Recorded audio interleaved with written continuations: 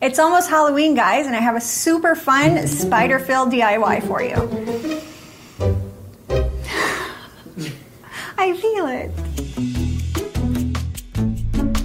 I think the key to effective Halloween decorating is picking one theme and flying with it. So we're gonna do lots of spiders. I found the perfect house to decorate and a super fun DIY from Martha Stewart.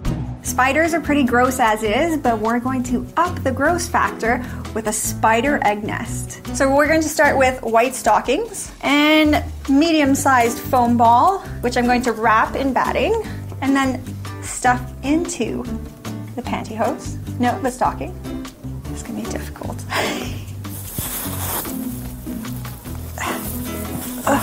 It's gonna take some zhuzhing. Okay, this is nice and bumpy and gross. Now we're gonna insert some spiders. The key to a good spider nest is having a lot of different sizes. Like some are babies, some are teenagers, and you have to have the mom on there, hanging off of it somehow. Now these all wedge right in. You're not gonna need any glue for this. The pressure from the stocking is gonna hold them in. So it just takes some patience to get all these little nasties in here. Ah! But I like this little pile at the bottom. They just hatched. Cue the spider sound effects, Chris. I'm just gonna glue a few extra on the outside with some of that hot glue. The more the better. This is a nest. I hate spiders. I feel like we need the mom on there. Oh yeah, she's thick. Ugh.